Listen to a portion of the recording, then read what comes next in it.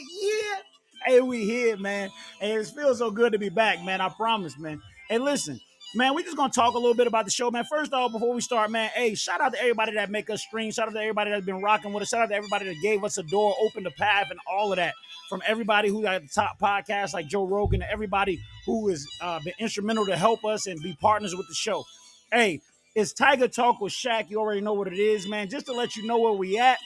First off, we streaming on every major platform. We on Spotify, we on Google Podcasts, we on Apple Podcasts, we on podcasts in general. We on everywhere that you can pick up a podcast or music, except for Apple Music or whatever, because that, of course, is not a podcast station or it doesn't work with the affiliates. But anyway, we are going. We're doing our thing. Just to let you know where we are streaming from and who we are reaching.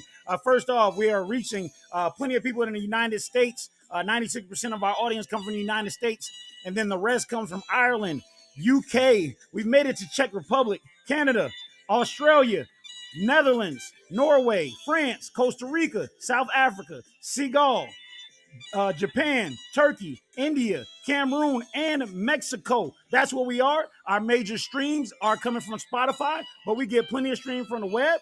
That's 43% of our brand, so we got to make sure we keep doing that thing, man. With that being said, man, shout out to everybody who make it possible, and shout out to my god-darn aces. What's happening, man? Oh, yeah. What's happening? Man, the reason why it's so big to shout out to Aces is because these are the people that's always there. These are the people that's always rocking with us. These are the people that's always in our corner. I mean, hell, snow, sleet, whatever the case may be, they're going to tune in. Just like you seen on my social media. Like the young lady that was in Bridgemill that came up and was like, hey, Coach Shak, hey, when you going to do the other podcast, man? Shout out to you, man. Shout out to everybody who make it rock, man. For real. Shout out to young Cam, man. I appreciate you, bro. My boy Cam at Sprayberry, I got a chance to talk to him for like 30 minutes today, man. Good to see you doing well, man, for real. For real. And, when you start getting up there, man, when you start getting up there and start being in the public eye and you start getting limelight and recognition that you need and you deserve, man, you always got to look out for the people who was day one. Cam at day one. You know what I'm saying? Shorty that was in Bridge Mills at day one. Anybody will rock with the brand, bro. But I know for a fact, man, my ace is the one that stays tight like shoelaces. Because blood is thicker than water only in certain cases. You know what I'm saying? You need water to live. You learn in the basics. Better cherish your aces. Aces! What's happening, man? What's happening? What's happening? These are my dogs, bro. These are my dogs on me. Hey, getting right into the show, man. We did the layout a little different, man. You notice I didn't come in with the rapping and all that stuff. We're just trying to switch it up a little bit, man. And y'all let me know if y'all really rocking with it, man. We'll bring it back. But I think that is holding up the show a little bit. So we just want to switch it up. We getting right into the topics, man. And we have a great topics for y'all today. First off, we're going to head down to Athens and we're going to talk about UGA, talk about Brett Bowers, and how everything's going on with him. Also, we're going to talk about people that's stepping up and stuff like that. And then when you can expect to see Georgia again. We're also going to shoot over to Boulder, man, and holla at Colorado, man. Coach Prime, what's heading? You know what I'm saying? We love him, man. The affiliate of the show. Hey, we appreciate him, man. We follow Colorado football, man. We want the best for Uncle Prime. On top of that, man, we are going to head down and talk about the slime life or YSL with Young Thug, man. That hearing is starting up officially for real now. And then we're going to go ahead and do it that way. And then we have a little mental fact of the day where we talk a little bit, man, and we're going to get that thing popping, all right? With that being said, man, let's go ahead and transition.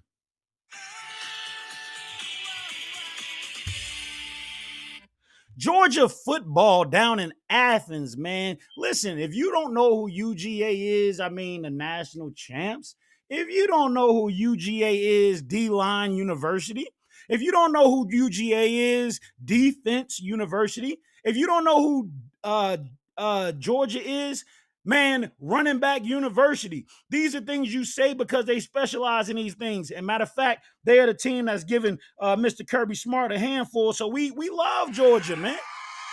Man, we can't stand the Tide. I'm sorry. Everybody that rock with the show, if you're a Tide fan, I appreciate you, man. I love you. But, bro, I don't rock with the Tide. I just can't rock with them, bro. It's almost like everybody started liking them because they got good all of a sudden. And when they got good, everybody was bandwagon. You know what I'm saying? But anyway, Georgia, man, listen, Georgia plays tonight, man, at down in Ole Miss. Ole Miss. Now, I don't think that's Hattiesburg. I played down there in a minute. It's been a minute, man. But Ole Miss, man, they always keep a great team. They always have a good D lineman. Um, you know, we like we love D linemen. Like I'm a D line coach. Like I love it, right? But you know, so I like Ole Miss, but when they play in UGA, I don't really rock with them like that.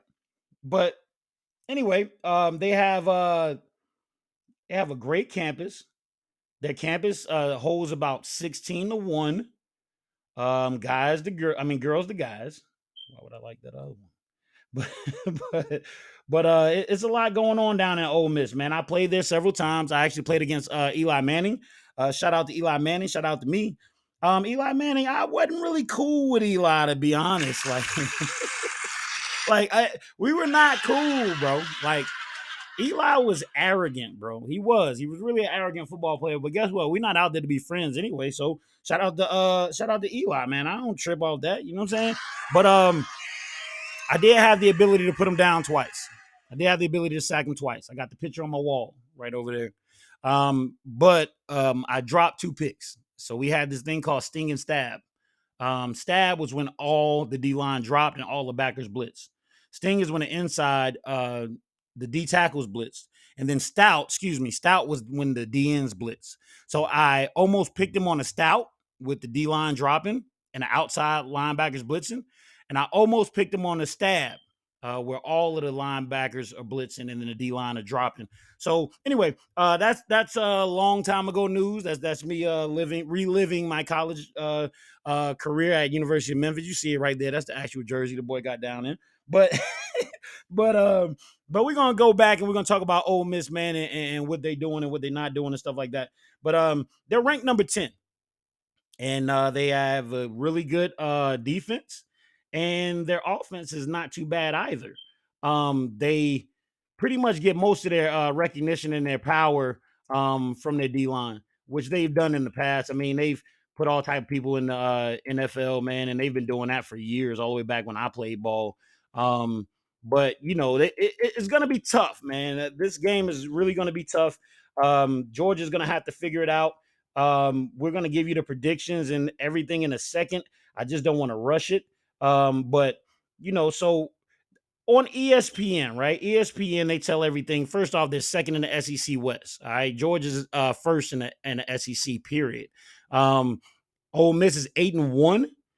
And basically, Georgia is 9-0, and they're chasing an undefeated season. Ole Miss would love to deroute that, and we're going to make sure we emphasize that because technically that's what they're trying to do. Now, talking about Ole Miss, let's see what they did this year. First off, they played Mercer the first game of the season. They put up 73 points. The score was 73-7. God dang. All right. Then they played Tulane, who was ranked number 24, man, and they wound up beating them 37-20, man. Man, hey. Then they beat Georgia Tech, man, 48-23. Then they wound up losing. Their only loss of the season came by Alabama. They wound up losing to them by 14 points, and they scored points all year. They put 55 on LSU. That game was really close, man. They wound up beating LSU 55-49. Arkansas, they played them. They beat them by 7. It was 27-20. Then they went down to Auburn. They wound up beating Auburn 28-21. Vanderbilt was 33-7. Vanderbilt was where Georgia actually struggled, though. That Vanderbilt game is when we lost our best offensive weapon, Brock Bowers. And we know Brock Bowers, man, is an excellent tight end, excellent inside slot receiver, excellent blocker, route runner, speed, all of that, dynamics. Will play in the league. Hopefully he does not go next year. We get one more year out of him. But you know, Brock Bowers, man, he got hurt in that Vanderbilt game, man. He actually had surgery on the 16th of October. They wound up playing Vanderbilt on the 14th of October. And so he's been out for a while. But when they talked to his dad this week, man, in the press, his dad was like, his day-to-day or week-to-week is no, like, warm you up and get back into it. Like, it's basically he's moving around a little bit. There's no way to really test it until he starts playing. So when he feels like he can play, they'll evaluate him and he wound up going back in. So we could see him today or we could see him 3 weeks down the road. It just depends. Coach Smart said that we expects to see him from anywhere today until 3 weeks down the road as well. So we will keep you posted on that. But just to run through all of the other stuff that's coming on this week, basically, or not this week, in the weeks to come, Georgia has to go play number 14 Tennessee. And then after that, they have to play Georgia Tech. So it looks like if they get through the day and they beat the next two people, then they'll finish off 12-0. Now, 12-0 is amazing because that's an undefeated record that automatically puts us in the playoff games.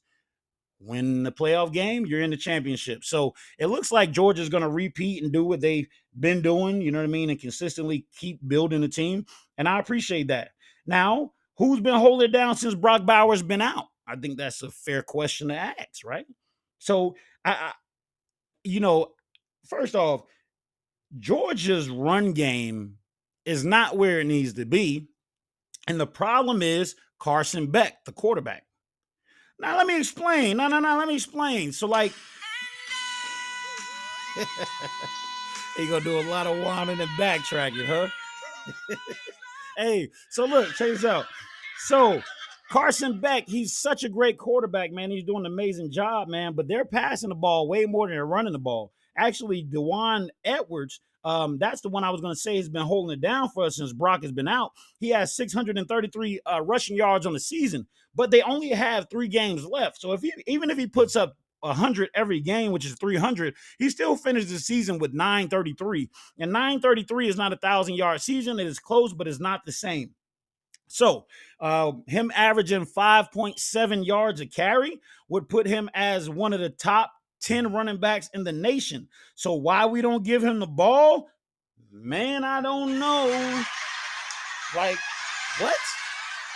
Like, that's like not throwing the ball to Brock Bowers. Why would we do that? No, we're going to go to our weapon. So, DeJuan, I understand, man. We are a passing team, but we got to get you into the game a little bit more, man. You're averaging like 6 yards a carry, man. We give you the ball twice. That's a first down every time. So, we have to make sure we lock in. They're doing a great job signal calling and play calling down there. So I'm not the critic nor the judge. I'm just saying, man, get that man to rock, though. You know what I'm saying? That's just it.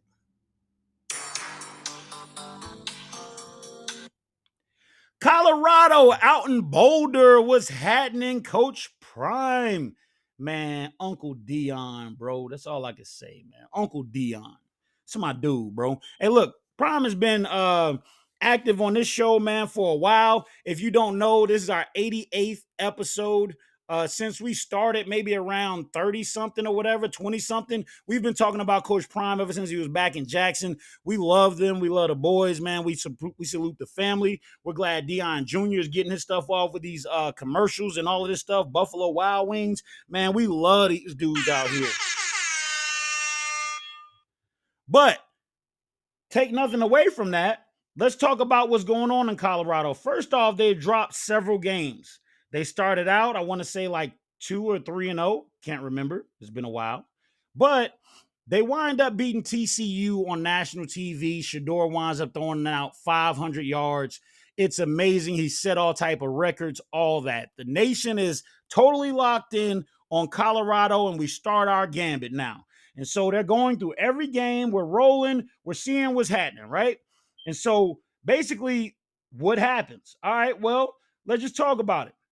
All right, so the last couple games, man, we started out with TCU, man. It was a 45-42 win, right?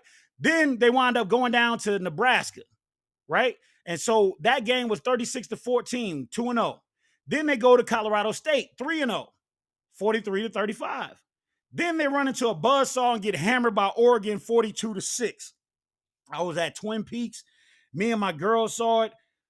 Man, I was so destroyed, man, and mad that I spent my money, man. Like I really spent my money to go out and watch these boys play, and they ain't even do it, bro. They got killed like on Halloween and Purge. Hey, man, somebody had a Jason mask. I don't know who it was. It was almost like they was playing Mario Brothers, and it was like And that's how I felt. Like the whole world was shocked. You go into the game 3-0, and then you meet a buzzsaw in Oregon. Then the next week you go back to USC, which you put on a show after you were down. They lost that game by 7. So then the nation gets to see them on a big screen and see how they do when they suffer. So everybody's allowed the game plan for them now. You see how it goes? And so now the 20 they wound up beating Arizona State. They wound up beating them 27-24. Then they go lose to Stanford by 3 when they were up by like 28 points. I remember that, bro. I was coming back from a Friday night loss in the game, man. And they were playing on Friday. And I talked to my cousin Mark. I was like, yo, what's the score of that Colorado game? He was like, man, they doing them dirty. They winning by like 28. I'm like, okay, cool. Well, by the time I get home, it'll be over. Ain't no sense of watching the blowout. Come to find out, Stanford winds up coming back because Colorado State still sending blitzes and still playing man-to-man coverage when they already up, man. What are we doing here? I don't even understand that, bro. But anyway, so that was a tough game. So then they go to Colorado. I'm not Colorado. They go to UCLA. Travis Hunter comes back. That was the first time Hunter comes back. And boy, we were excited. No, for real. Like, we were excited, man. Like, not no lie. We were excited. Because Travis Hunter, we know Travis, right? We know Travis from Jackson State. We know Travis from Collins Hill High School out in Gwinnett County. We know Travis, bro. Travis is a good dude. He works hard, all that stuff. Nobody has a bad thing to say about Travis. Stand-up dude, always good, whatever. Confident, but not arrogant, right? So Travis comes back. He winds up getting 2 picks against UCLA. They wind up losing the game by 12 points. Then they played the Arizona State Beavers last week, and they wound up losing by 7. So that brings us to a 4-5 record. Now, let me tell you what happens in that case. So you only know this stuff if you follow football for real, or if you've been a Division I athlete, which I have. I've been blessed to be. You know what I'm saying? It was hard work, man. I was getting out the mud, bro. I was in the trenches, man. Oh. Hey, I just went back and reminisced. Hey, but look, nah, for real. Like, in order for you to be successful and you make it to a bowl game, which is the inaugural game at the end of the year, right? What you have to do is you have to win 6 ball games. Well, what does that mean for Colorado? Well, they're at 4 right now. So they're 4-5, and they have 2 games left. Got me? They have Arizona State. No, not Arizona State. They have, wait, hold on. I just said, no, they played Oregon State last week. I'm tripping. They have Arizona today. All right. They have Arizona today. And then after that, they have a final showdown. And that's going to be serious. It's going to be serious for sure. But in their conference, let's talk about their conference. Like, they have a strong conference. They're actually 4th from the bottom. Like, so to say this is a successful year or not, well, they've already beaten last year's record. So I would say it's a success, right? But everybody will look at Coach Prime and be like, yo, you're Deion Sanders. You're a Hall of Famer. We expect more out of you. But then he will look back at them and say, hey, you know what? I don't even have my pieces in here. It's just me and my boys and a few people that I was able to pull in from Jacksonville State and the transfer portal. And now I got to go get my kids, like the 4-star quarterback that he just got out of Mississippi, I believe. You know what I'm saying? So now he's going to get his kids. So that's why I said, man, if you catch me, man, you better catch me this year. You know what I'm saying? And so we hope they have the closeout to their year the best as possible. Georgia plays at 7. I'm not sure when Colorado plays, but I know that this is going to be an amazing game, and I know that it is going to be in front of some amazing people, and the fans are anticipating them getting back right. Actually, to be honest with you, they come on at 2. Okay, they come on at 2, and they're in Colorado. The temperature out there is 57. The crazy part about it is it's colder in Georgia right now, bro. Like, who would ever guess that? Price is wrong. Who would ever, like, who would ever guess that? Yeah, waiting on this. What a soundbite. But you know what? Hey, before we leave Georgia, though, what I didn't talk about, I forgot to talk about Lad McConkey.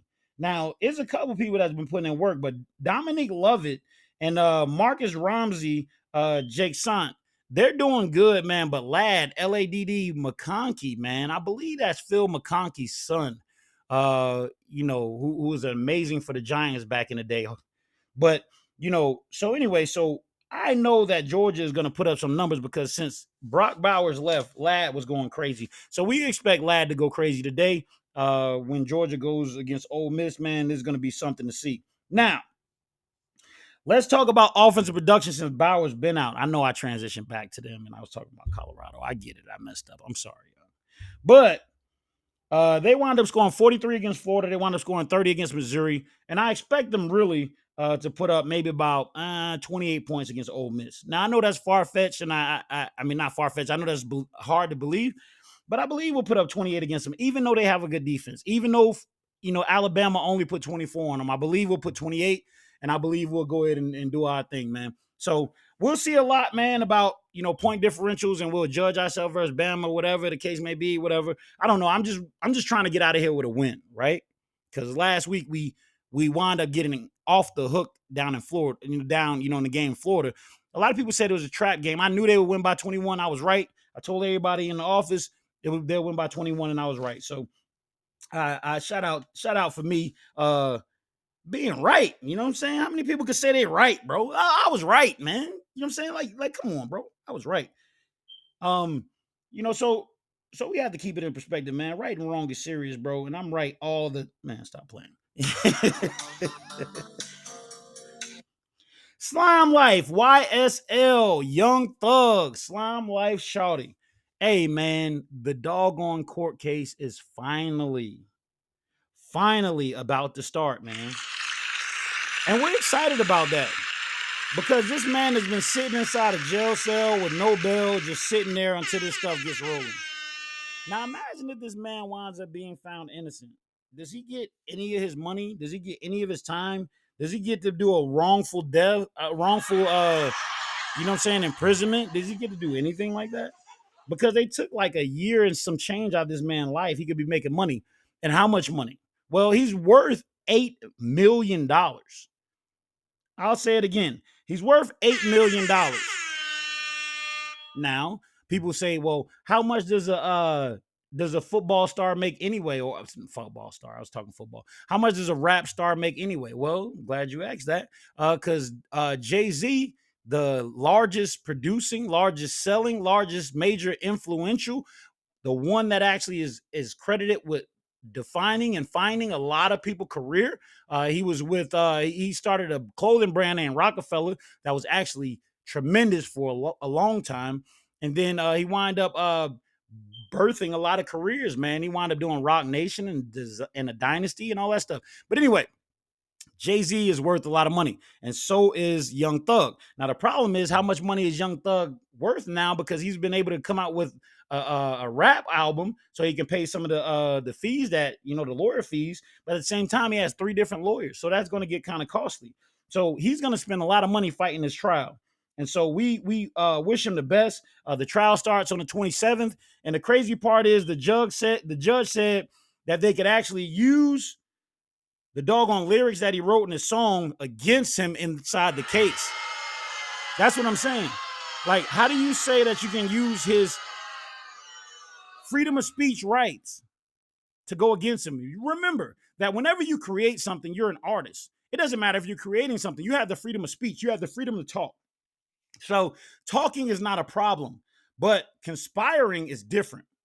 So if he has lyrics that he's conspiring, then that's different. But if he is just bringing something up because it's conversation, like, you can have a conversation about anything. You can have a conversation about doing something, although if it's not killing somebody, but you can have a conversation about doing something and don't do it and you'll be good.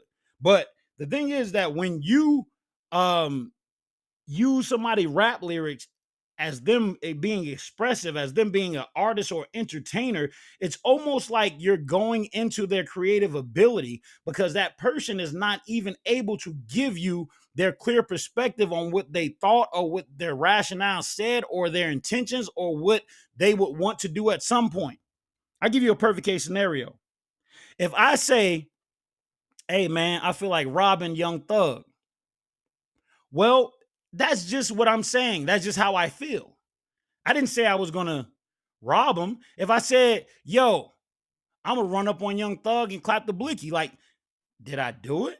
If I didn't do it and I just said that, That's just conversation. That's almost like you having a conversation with your buddies at the bar, and all of a sudden you leave, and then all of a sudden something happened, and then now you in trouble, like you done something because you had a conversation at the bar. Well, that very well could be, but you cannot take somebody to prison for saying something out of their mouth if they didn't do anything and you don't have probable cause or evidence.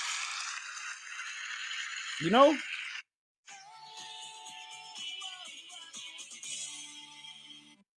Closing out the mentor fact of the day. Now, the mentor fact of the day could be a lot of things. It could come from a lot of different places. It could come from sources that I heard on the internet. It could come from some stuff that my parents have told me because I had really wise parents. It could be some things that I'm just thinking about that I want to share and express with you.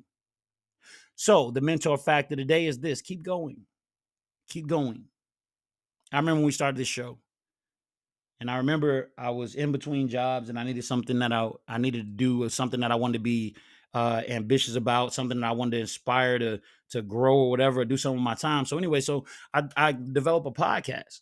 And for a year and a half, I've been doing this podcast and just working and pushing and grinding and stuff like that. And we've seen marginal gains, but it wasn't until I stopped doing it that I actually saw that we were benefiting a lot of people. I never forget it. I was training a kid out of the same county that I live in, and basically, when I was training them, a young lady came up and was like, "Hey, man, are you Coach Shak?" I was like, "Yeah, I'm Coach Shak." He was like, "When are you going to do the podcast?" I was like, "I don't know." She was she was like, "Hey, I want you to do the podcast. I miss it. It's great." so so when she said that, it actually threw me off because I was like, did she know me? Like, I am famous where I live. I will say that. If I go out to the store, more than likely I'm going to see somebody that knows me. They're going to stop me. We're going to have a conversation, that type of thing. I don't mind it. I've been here and I've been notable in this county for a while. I've done a lot of good things in this county. I've sent a lot of kids to school in this county, stuff like that. I know a lot of parents and stuff. So in our county, man, we are really good on that, but I didn't know if the young lady knew me or not. And so I wind up going back and just thinking and going back through my stuff. And I'm like, man, for her to just come up and say she misses the podcast. And then when I replied to her, if you go to my IG, ShakBryan.com, I mean, my bad, Shak Bryan at IG. But if you go back to the post that I made, she says, "Why aren't you posting anymore? I missed the podcast." And I'm like, "Well, football season. I've been busy." Like, but yeah, you got to post. We need more content. We miss it. I missed the show. And that was crazy. That was when we were about like 70 some episodes or something like that. And that gave me the ambition to keep going. That gave me the ambition to inspire to do more. You never know who you're touching. You never know who's watching your stuff. You never know who watches you in real life. You never know who watches you at your job. You never know who watches you, when you're doing something out in the world. You never know, but people have their eyes on you, especially if you have a personality, especially if you're handsome, especially if you're good at what you do, stuff like that. And so I know a lot of people around me, they get the same love and the same attention that I do. But one thing I want to tell you is this: is that embrace the attention. Don't get over famed by the attention. Understand where the attention came from. Understand the attention could be gone tomorrow. Thank God for the fact that he gave you the gift in the beginning, and then you got to keep on rolling. But what you can't do is you can't stop, right? A lot of times we get that success, we get that first bit of success. Right now we're full. We used to be hungry, right? Like, we used to be hungry, but now we're looking at the same things that we ate off and we're like, man, we're not hungry no more. We're not full. We don't want it. I remember when we would eat anything. When you're starving, you'll eat anything. And guess what? And that's how we was. When we first started, man, if one person said that they listened to my junk, I would be excited. If two people, if 100 people, if you see what I'm saying, and how they grow, you got to keep being hungry. Well, maybe 2 people don't get me excited no more, but 100 will. Maybe 100 don't get me excited no more, but 1,000 will. And actually, we have 1,000 plays. But my point is this, is that you have to keep going. Don't let anything distract you. Don't let anything block you. You have to stay motivated. And when stuff happens in your life, you have to grind. You have to grind relentlessly like there's no tomorrow. And you have to believe in yourself, even when people don't believe in you, even when people laugh at you, even when people ostracize you. You have to know who you are, and you have to build that brand to the fact that it can't come back from nobody else. You have to solidify that corner. You have to play that market, and you have to be the man that stands last when everybody laughs. Because that's what life is about.